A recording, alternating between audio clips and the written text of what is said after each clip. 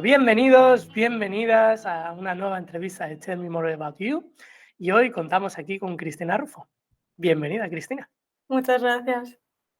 Bueno, voy a contar un poco quién eres y por qué estás hoy aquí. Y como van a ver las personas que están del otro lado, ha sido porque has hecho muchas cosas en muy poco tiempo y porque a día de hoy estás llevando a cabo responsabilidades muy interesantes.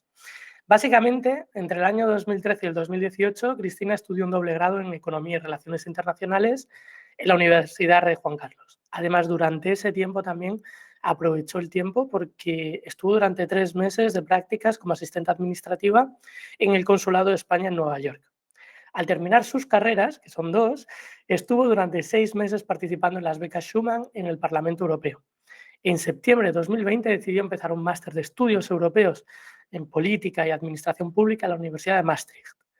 Una vez finalizada su especialización, estuvo nada menos que 9 meses como becaria en el Departamento de Finanzas de la EUSPA, que para quienes no sepáis qué es la Agencia de la Unión Europea para el Programa Espacial.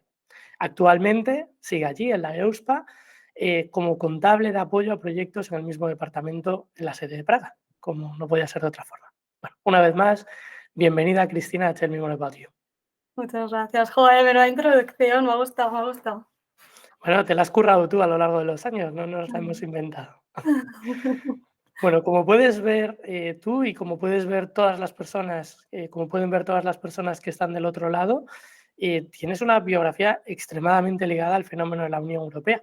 Pero mi pregunta sería, para poner un poco en situación a las personas que lo estén viendo, ¿en qué momento supiste que tu vocación estaba ligada al ámbito de la Unión Europea? Guau. Bueno, en mi caso yo creo que llegué o empecé bastante tarde, comparado yo creo con las nuevas generaciones, ¿no? Que ya desde súper jóvenes tienen muy claro que les gusta la Unión Europea, que se quieren dedicar a ese ámbito. Yo en mi caso llegué bastante tarde. Yo creo que fue, bueno, como tú has dicho, yo estudié el doble grado, ¿no? Que son 5 años, y en cuarto de carrera tuve una asignatura que era Derecho a la Unión Europea. Yo creo que fue ahí la primera vez que toqué algo de Unión Europea. O sea, sabía lo que era, ¿no? Por las noticias y tal, pero siempre lo veía, ¿no? Como ese ente o OVNI, como muchas veces se le denomina, pero vamos, sin más, nunca pensé en dedicarme a eso. Y la asignatura me gustó mucho, pero yo creo que el clic fue un día en mi casa, a través de mi padre, ¿no? Yo ya estaba acabando la carrera, antes estaba en ese momento de guau, ¿qué voy a hacer con mi vida, no? ¿Por dónde quiero tirar? Tengo que hacer prácticas, tal. Y un día eso, llegó mi padre y me dijo, oye, tal, no sé qué vas a hacer, pero he mirado esto en la Unión Europea, está la EPSO, te puedes hacer funcionaria, y mira, y estos comités y las instituciones, bueno, etc, etc, etc. Míralo, porque encima, ¿no? El salario, las condiciones laborales son muy buenas, pues míralo. Y a raíz de eso empecé a investigar, a mirar y dije, ostras, esto mola, ¿no? Esto es lo que yo quiero. Sobre todo también porque yo tenía súper claro que quería estar fuera de España, ¿no? Yo quería desarrollar mi carrera en el exterior, también por eso estudié Relaciones Internacionales, y sabía que quería tirar más por el sector público más que por el sector privado, y quería llevar a tratar temas, pues, o asuntos internacionales. Entonces la Unión Europea obviamente me ofrecía eso, y yo creo que ahí fue a través de mi padre que hice el clic, y ya luego último año de carrera y después ya fui poco a poco pues metiéndome más en este mundillo. Los padres y las madres que están siempre ahí intentándonos llevar hacia donde les apetece. Mi madre estuvo luchando muchos años conmigo para que hiciese turismo. Ostras. Y mira dónde estoy.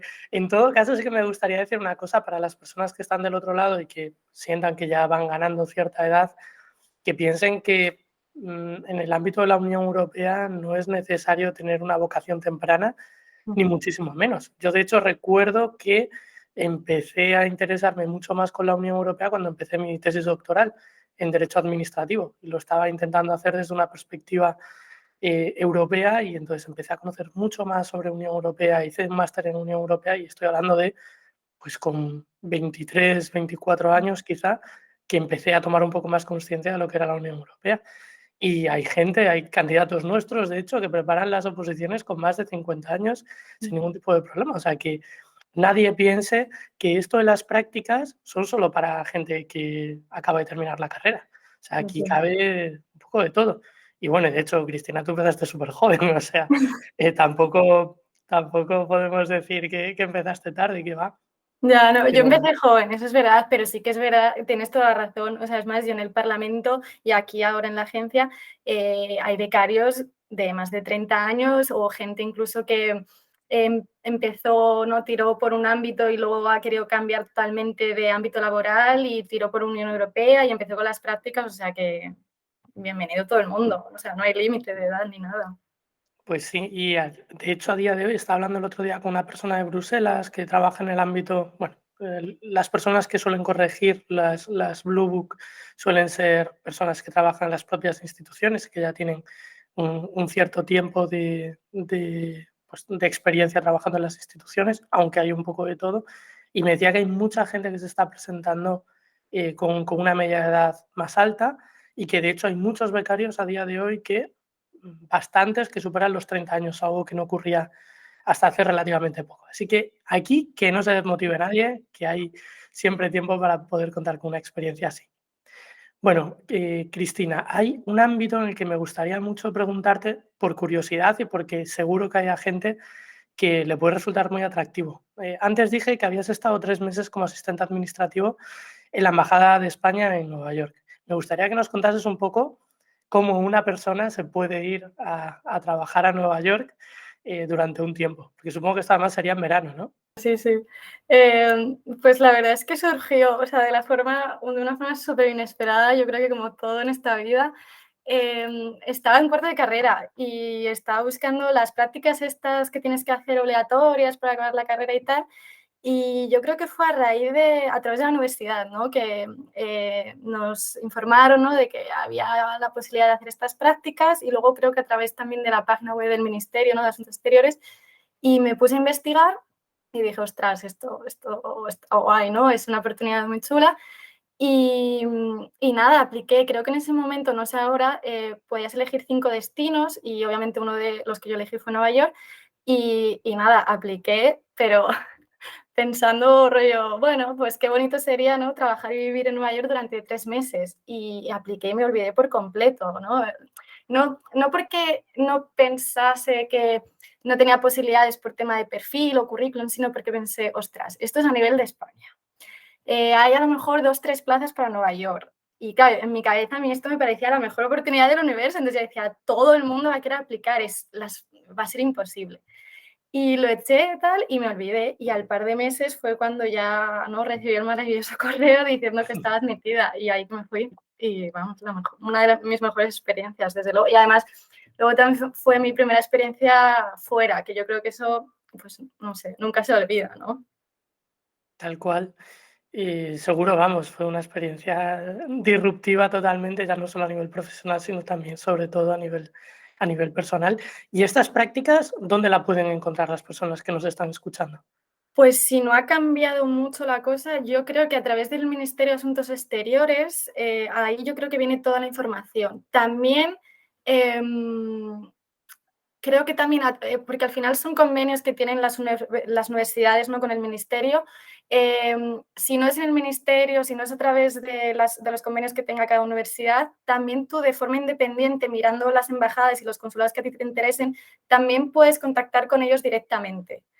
Yo creo que, por ejemplo, cuando yo estuve en Nueva York, había un becario que su universidad no tenía convenio y él aplicó, simplemente se puso en contacto con el consulado de Nueva York, les mandó el currículum y se vino. Genial. Así Bueno, que, pues es un buen consejo, así que ya sabéis quienes estáis por ahí y os apetece o queréis hacer unas prácticas fuera de España en alguno de las embajadas o los consulados, no hay nada como ser proactivos, buscarse la vida y las ocasiones siempre surgen. Evidentemente hay que trabajar para ello, pero se terminan por conseguir.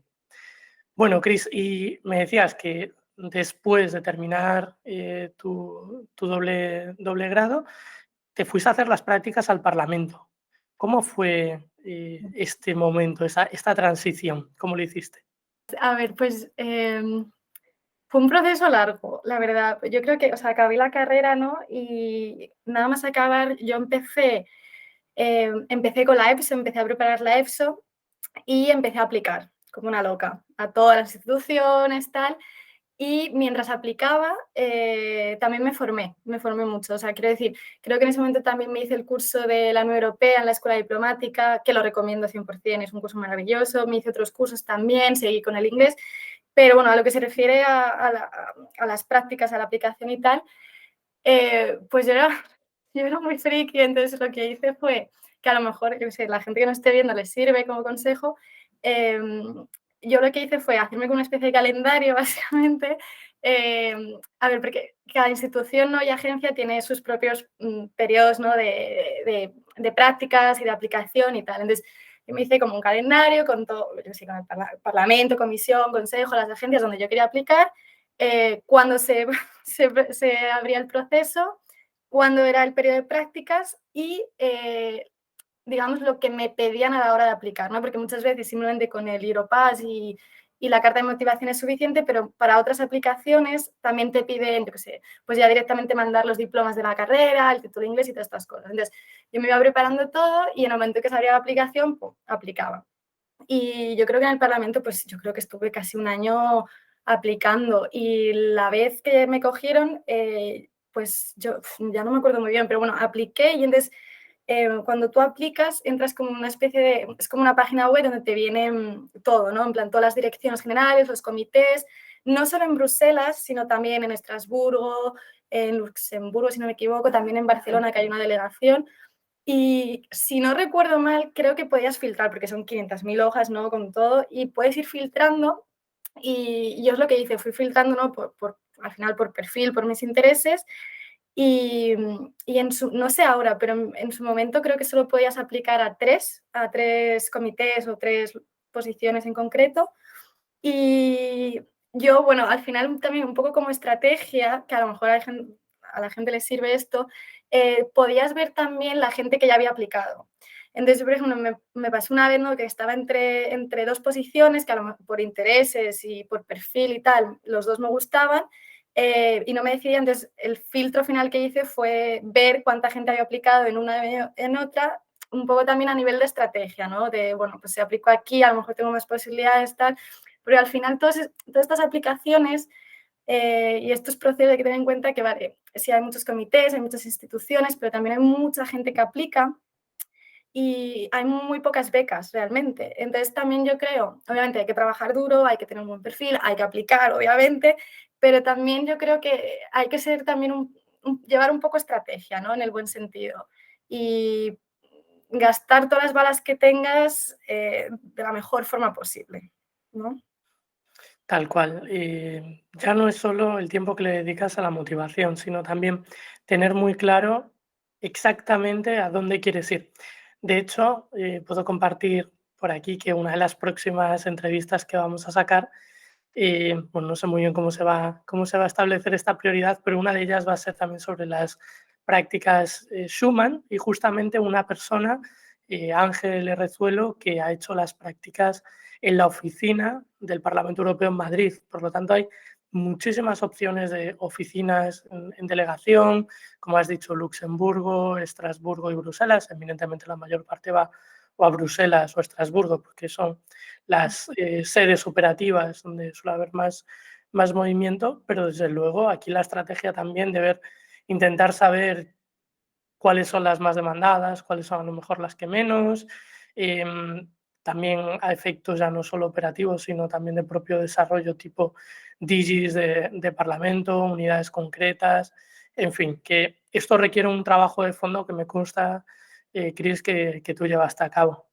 ¿Hay algún consejo así a mayores que creas que puede ser útil para quienes están del otro lado? Creo, como, como consejo general, un poco va en la línea que lo que tú acabas de decir, ¿no? Tener muy claro dónde quieres aplicar, ¿no? En plan, ya no solo lo que te gusta y tal, sino también donde te veas un poco más de posibilidades, tener en cuenta tu perfil, ¿no? Porque a mí me ha pasado muchas veces de hablar con gente que también me pregunta de, pues quiero aplicar tal, y viene de, a lo mejor, de la rama de economía, ¿no? Por poner un ejemplo, decir, pues es que yo quiero aplicar a esto que es de derechos humanos. Y es, ostras, vale, maravilloso, adelante, aplica, pero si tú ves tu perfil y tal, no eres perfil de derechos humanos. A mí también me gustan los derechos humanos, pero, ¿sabes? Va a haber por detrás una cantidad de gente que sí que ha estudiado y se ha especializado en mundo derechos humanos, que va a ser muy difícil competir contra ellos, ¿no? Entonces, tener muy claro a dónde quieres aplicar, qué es lo que te gusta, qué es lo que no, y cuál es tu perfil y ver dónde vas a tener a lo mejor más posibilidades, ¿no? ¿Cómo catalogas, cómo resumirías tu experiencia en el Parlamento? ¿Fue buena? ¿Te gustó? Y más o menos, ¿qué es lo que hacías? A mí me gustó mucho, yo creo que fue una experiencia también que, que me cambió bastante, ¿no? Fue un punto de inflexión para bien. Yo estaba en control presupuestario y me gustó mucho, o sea, aprendí un montón. Me sirvió sobre todo para confirmar que a mí lo que me gustaba era la Unión Europea, que eso yo creo que es de gran ayuda y también es un poco, yo creo que uno de los objetivos, ¿no?, que hay detrás de estas prácticas. Y sí, me sirvió eso para confirmar que obviamente yo me siento europea, creo firmemente en el proyecto europeo y que quiero formar parte de él, ¿no? Y aprendí mucho. Y también, obviamente, me ayudó a darme, porque, bueno, yo estaba, como he dicho, en control presupuestario y yo llevaba temas de el presupuesto de las agencias. Y gracias a esa experiencia descubrí el maravilloso mundo de las agencias, que son un poco las grandes desconocidas, y gracias a ello, bueno, pues fui tirando un poco por Mm. ese lado. Pues me puedo imaginar, porque esto es algo que no mucha gente conoce, pero más allá de las instituciones que están establecidas en los tratados, existen otros muchos organismos autónomos que están ligados al ámbito de la Unión Europea, como son, pues, los órganos consultivos, Comité Económico y Social, Comité de las Regiones, pero también existen otras instituciones y organismos, no instituciones propiamente dichas desde el punto de vista jurídico, pero sí lo que se conoce como fenómeno de las agencias, agencias descentralizadas de ejecución, que realizan una gran labor en el ámbito de la Unión Europea, sobre todo en cuanto a implementación. Y es justo de lo que creo que estabas hablando tú, ¿verdad, Cristina? Que esto te dio la oportunidad de conocer cómo funcionaban, e incluso, y no quiero adelantarme mucho aquí, pero te abrió la oportunidad, después de haber hecho las prácticas en el Parlamento, a hacer las prácticas en una de las agencias. Exacto, sí, sí, sí, sí. Pero bueno, antes de entrar ahí, me gustaría preguntarte por el siguiente paso que diste en tu carrera, porque creo que le puede ayudar a mucha gente, y es el máster que hiciste en Maastricht. Yo, la verdad es que no he estudiado en Maastricht, pero tengo bastante debilidad por esta universidad, porque tiene unos estudios que son muy buenos desde el punto de vista de derecho a la Unión Europea y de políticas de la Unión Europea, y allí hiciste el máster en European Studies and Public Policy and Administration. Me gustaría preguntarte cómo fue la experiencia y si recomendarías el máster. Mi experiencia fue bastante buena. A mí me gustó muchísimo el máster, cumplió con todas mis expectativas, la verdad. Y yo sí que recomiendo el máster, obviamente, a aquellas personas, primero, que estén interesadas en especializarse un poco más ¿no?, en Unión Europea. También aquellas personas, como en mi caso, por ejemplo, que a lo mejor, bueno, que estudiaron en España, como yo, ¿no?, y que hicieron la carrera en español y que querían salirse un poco de eso y probar un poco la educación fuera, ¿no?, y estudiar en inglés. Y si están buscando un máster que sea más práctico, ¿no?, que es como que es este máster prácticamente, y una de las razones por las que yo lo elegí. Porque al final, bueno, por suerte o por desgracia, en España la educación tiende mucho, ¿no?, a memorizar y poco más.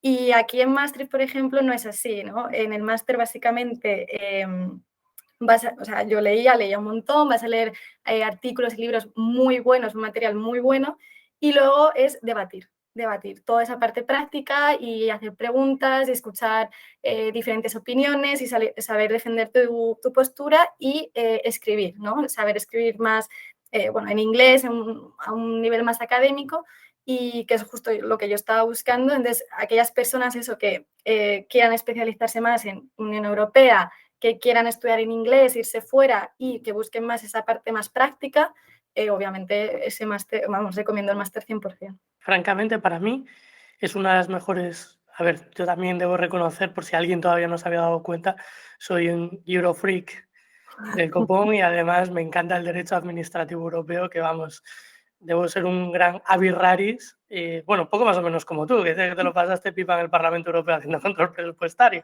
Si después de eso no está aprobada la vocación europea, apaga y vámonos. Pero, pero bueno, aquí queda ya un pequeño testimonio pues, de una experiencia en la Universidad de Maastricht. Si tenéis interés por saber un poquito más, id a la página web porque tiene muchísima información sobre cada uno de los programas educativos y tampoco tengáis ningún tipo de problema en buscar en LinkedIn a personas que hayan cursado el máster en el que estáis pensando, el máster que estáis pensando hacer. Porque eso, invertir tiempo en eso os va a ayudar a escoger el máster que verdaderamente os puede ayudar. Porque hay veces que uno ve el título del máster y ya se lanza a decir, vale, yo quiero hacer esto porque tiene las palabras clave para mí. Y hay veces pues, que a lo mejor no casa del todo bien y no cuesta nada preguntarle a alguien y hay muchísima gente bueno, que está con toda la voluntad del mundo pues, para responder a algunas preguntas que podéis tener. Así que queda dicho esto. Bueno, Cris, te pasó una cosa muy loca, ¿no? Que estabas haciendo el máster en Maastricht y te apareció la oportunidad de hacer las prácticas en la EUSPA. ¿Nos cuentas un poco cómo se da esta situación? Sí, sí, bueno, fue un poco locura, la verdad. A ver, o sea, yo estaba en Bruselas, ¿no? Acabé las prácticas justo cuando empezó la pandemia y me volví a España a pasar la pandemia y mientras tanto, o sea, durante ese periodo yo seguía aplicando y buscando máster, ¿no? Y entonces una de las aplicaciones fue pues a la agencia, porque como he dicho antes, ¿no? Después del parlamento quería probar un poco mundo agencia y tal. Y entonces, bueno, lo que hice fue porque, bueno, para quien no lo sepa, ¿no? Que tú puedes haber hecho prácticas en las grandes instituciones como la Comisión o el Parlamento y luego hacer prácticas en las agencias, no en todas las agencias. Entonces, yo lo que me hice fue, me saqué la lista de todas las agencias, fui filtrando por intereses y dónde estaban situadas y luego ver qué agencias sí que me permitían hacer unas segundas prácticas. Y una de ellas era IOSPA. Entonces, bueno, apliqué e hice la entrevista durante la pandemia. Y después de la entrevista, pues nada, no, no recibí noticias y dije, bueno, pues ya está, no me han seleccionado y sí que me habían cogido en Maastricht. Entonces me fui a Holanda a estudiar y después de un año, o sea, un año después, en febrero, yo estaba en Holanda acabando mi máster tal, y me llaman diciendo, oye, tal, que estabas en lista de reserva, bueno, que si sigues interesada, que puedes empezar las prácticas. Y claro, fue bastante shock porque justamente el día de antes había tenido una conversación con mi padre, ¿no? En la que yo le decía, bueno, ya está, yo acabo mi máster y yo quiero un trabajo, ¿no? Yo ahí toda orgullosa de, ya está, no, yo no quiero más prácticas, quiero cerrar ese capítulo, tal. Y justo al día siguiente me llaman, oye, prácticas. Y dudé un montón, dudé muchísimo. O sea, me acuerdo que estuve a esto de decir que no, pero un clic hizo en mi cabeza, ¿no? Y dije, ostras, estas oportunidades yo creo que solo se presentan una vez y hay que decir que sí, porque si no, esto no vuelve a pasar, ¿no? Y luego también dije, bueno, pues ¿por qué no? ¿No? En plan, vamos a ver, es una gran oportunidad, ostras, ¿no? Y nada, acepté y empecé en abril. Empecé en abril desde Holanda, porque en ese momento, bueno, con todo lo del COVID era a distancia. Y, ¿Y qué pasó? Ah, bueno, y me acuerdo, claro, yo no quería o sea, no quería venirme a Praga, ¿vale? Porque yo estaba en Holanda y entonces era como, bueno, yo después de Holanda quiero pasar por España, necesito familia, necesito amigos, tal. Ya así eso me voy luego a Praga. Y me acuerdo que el chico de recursos humanos me decía, tú tranquila, porque tal y como están las cosas con el COVID, vas a hacer todo el año de prácticas a distancia, tú no vas a pisar Praga. Y en junio me llamaron rollo, oye, que vente, ¿no? Y en julio pues me mudé. O sea, hace ya justo un año que me mudé. Jolín, y la experiencia bien, ¿no? De 10. Ya, yo creo, ya te lo comenté preparando la entrevista, que experiencia de 10, yo creo la mejor experiencia que he tenido a día de hoy. Cuéntanos un poco entonces cómo una persona se puede postular para la IUSPA. ¿Cómo preparaste la candidatura? ¿En qué consiste el proceso? Por si alguien de los que nos está escuchando pues le gusta el espacio o a lo mejor no necesariamente tiene que gustarle el espacio o le encanta el control presupuestario y entonces si quiere ir para la IUSPA. ¿Nos cuentas un poquillo? Sí, pues a ver, se aplica directamente desde la página web de IUSPA, creo que hay un apartado, ¿no? De ofertas laborales o prácticas, tal, y aplicas ahí. No es como en el Parlamento o la Comisión, que tienes como un periodo muy cerrado para aplicar y tal, no es, la aplicación está prácticamente durante todo el año abierta o durante bastantes meses está abierta, entonces tú vas aplicando y cuando hay bastantes candidatos la cierran y empieza el proceso de selección, ¿no? Y entonces, nada, aplicas desde la página web, tienes que rellenar, ¿no? Como si fuera tu currículum y tal, lo mandas, también carta de motivación, obviamente, y después de eso, ¿no? Si les encaja tu currículum y tal, te llaman a entrevista. Eh, en mi caso, que te lo comenté, para mí fue una de las entrevistas más complicadas, pero, a ver, pero no quiero asustar a nadie, fue más porque no fue la típica entrevista, ¿no? A la que estamos a lo mejor acostumbradas, que es más de currículum, ¿no? De, bueno, cuéntame, pues eso, quién eres, qué has hecho y preguntas más así. Sí que hay esa parte, obviamente, pero luego básicamente el 70% de la entrevista es de conocimientos puros y duros, ¿no? De qué es esto, cómo se hace el otro, tal. Y entonces, yo en mi caso lo que hice fue, que este es un pequeño consejo, que yo no sé hasta qué punto todo el mundo lo hace, pero bueno, yo me cogí la descripción de las prácticas, ¿no? De donde vienen todas las tareas que vas a desarrollar, que la verdad es que es bastante completa, porque no en todos los casos suele ser así. Hay muchas veces que ves las descripciones y dices, bueno, ¿y qué voy a hacer aquí, no? Pero en el caso de USPA viene muy bien especificado, entonces yo me cogí eso, la descripción y fui punto por punto de las tareas, ¿no? Pensando un poco como la teoría o, ¿no? o los conocimientos realmente que había detrás, ¿no? de X tarea. Y básicamente recopilé mis apuntes de economía de bachillerato y de la carrera y me puse a estudiar. O sea, yo estudié realmente porque había muchos conceptos básicos que se me habían olvidado, ¿sabes? Y me puse a eso, o sea, yo me la preparé, estudié, me la preparé bien, me preparé muchos ejemplos, porque me dijeron 500.000 ejemplos en cada pregunta. Y, y nada, y después de la entrevista ya está. En plan, si les interesas y tal, te llaman, ¿no? Y puedes empezar o te mantienen en lista de reserva para más adelante o lo que sea. ¿Y la aclimatación a Praga fue buena? O sea, la mudanza y empezar a trabajar, pillar un poco pues lo que es más, ¿no? La logística del día a día, fue bien. Pues yo, ostras, yo creo que sí, la verdad, no tuve ningún problema. A la ciudad, la verdad es que me adapté bastante rápido, también porque tuve mucha suerte con la gente, ¿no? De primeras enseguida conocí a gente, también amigos de amigos vivían aquí, entonces a lo que es a la ciudad tuve bastante suerte y me adapté rápido. Y luego en la agencia también, la verdad, porque la gente ahí es súper maja, al final es gente, ¿no? Que no sé cómo decirlo, ¿no? Que es un ámbito muy internacional, ¿no? Todo el mundo pasa por lo mismo, todo el mundo está en una ciudad que no es su ciudad, todo el mundo también ha pasado por ese proceso de tener que mudarte, empezar un nuevo trabajo, tal, y eso ayuda mucho. Y yo que estoy en el equipo de finanzas, tengo un equipo de 10, un jefe de 10, la verdad, o sea, me ha tocado la lotería con ellos y me hicieron, o sea, todo el proceso fue bastante bueno y además fue todo como muy flexible también, porque por ejemplo, yo que sé, el primer mes de mis prácticas fue un mes de como todo como muy lento, ¿no? En el buen sentido me acuerdo que yo creo que el primer mes estuve leyendo mucho para entender bien, ¿no? Cómo funcionaba la agencia, las tareas que iba a desarrollar, conocimientos que tenía que tener para empezar a hacer las tareas, básicamente.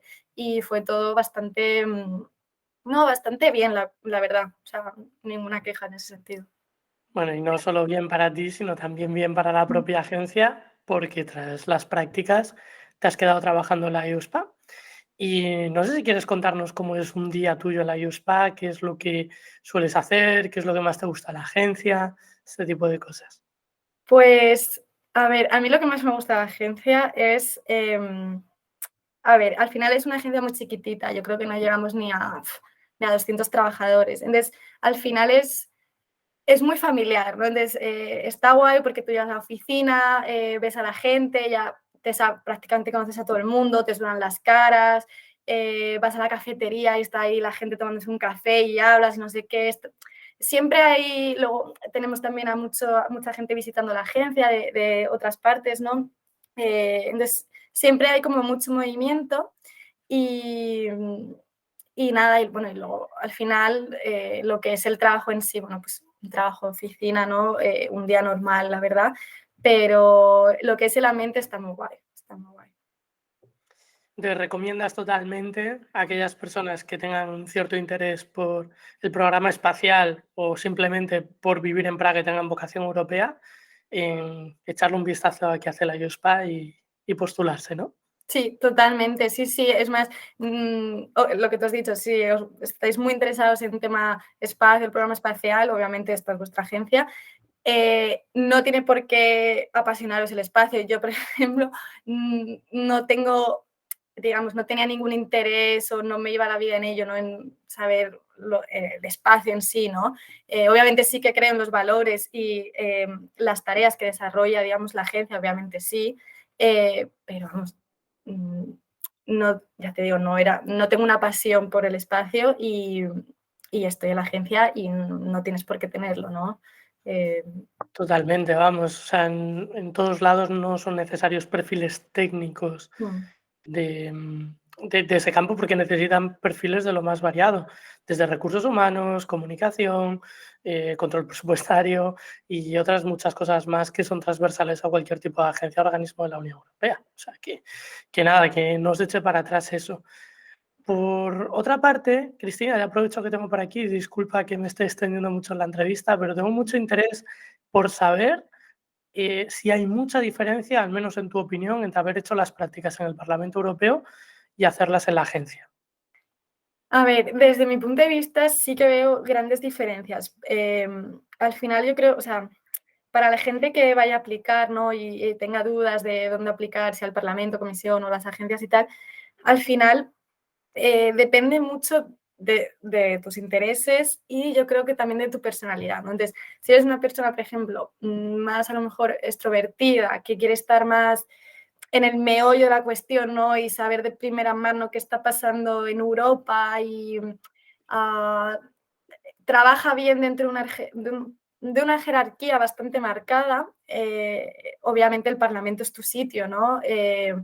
Si en cambio eres más como yo, que eres más introvertida, no te gusta estar tanto, no te sientes tan a gusto dentro de la famosa Eurobubble, ¿no? Y tal, sino que prefieres como hacerlo todo como un poco más de distancia, por decirlo de alguna forma, y prefieres estar en un sitio, pues eso, en una oficina mucho más pequeña, donde el trato sea un poco más cercano, quizás, que no haya esa jerarquía tan marcada, ¿no? Como me pasa en la agencia, de yo veo a mi jefa y hablo con ella perfectamente. En el Parlamento a lo mejor no es tan fácil acceder a ese tipo de personas, ¿no? Por decirlo de alguna forma.